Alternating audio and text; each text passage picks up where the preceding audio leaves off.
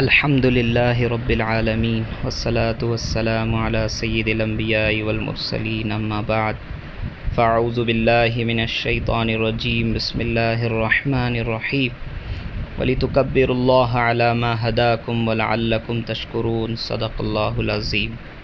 میرے محترم مسلمان بھائیو دوستو، رمضان کریم کا آخری عشرہ ہے، اس کا اختتام ہے، ختم ہے۔ ہم مسلمانوں کو اللہ کی بڑائی کرنی ہے اور اللہ کا شکر ادا کرنا ہے۔ اللہ نے جو عبادتوں کی توفیق دی اور جو کمی کوتاہیاں ہوئی اس پر اللہ سے استغفار کرنا ہے، معافی مانگنا ہے۔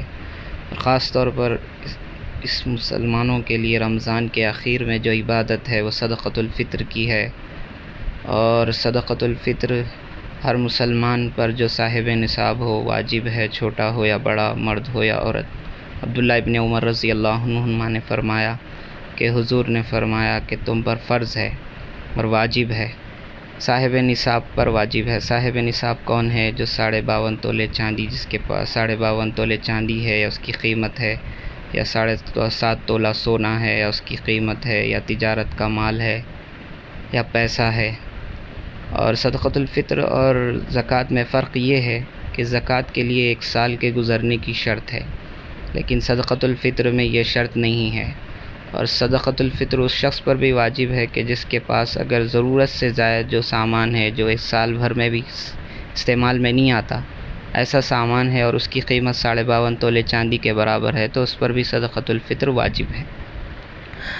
اور یہ اللہ کے رسول صلی اللہ علیہ وسلم کا حکم ہے اور ضرور مسلمانوں کو ادا کرنا ہے۔ حضور نے فرمایا یہ تمہاری لغو باتیں جو ہوئی روزوں میں، رمضان میں جو فحش باتیں ہوئی، اس کا کفارہ ہے، اس کی پاکی کا ذریعہ ہے، مسلمانوں کو، مساکینوں کو کھانا کھلانا ہے۔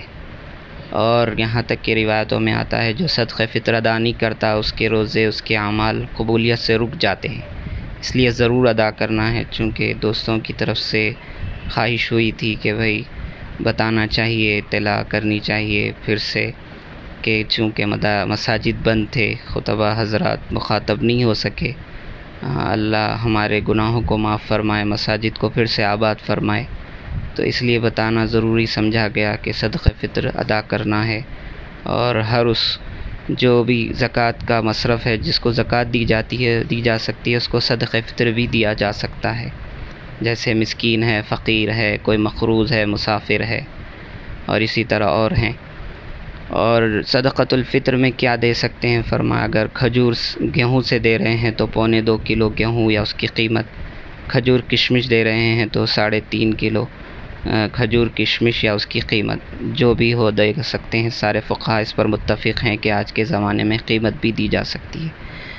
آخر میں بتانا یہ ہے کہ بہت ہی یہ واجب حکم ہے، فرض ہے، کہیں ایسا نہ ہو ہم ادا نہ کر سکیں، بالکل ادا کرنا ہے۔ یہاں تک کہ اگر عید کے دن اگر کسی کے پاس بچہ پیدا ہو تو اس کی طرف سے بھی ادا کرنا ہے، اور عید کے دن عید الفطر کی نماز سے پہلے اس کا وقت ہے، لیکن پورے رمضان میں کبھی بھی دیا جا سکتا ہے، اور ضرور ادا کرنا ہے، چونکہ ہمارے روزوں کا کفارہ ہے اور مساکین کو کھانا کھلانا ہے، ان کو بھی اپنی عید میں شامل کرنا ہے۔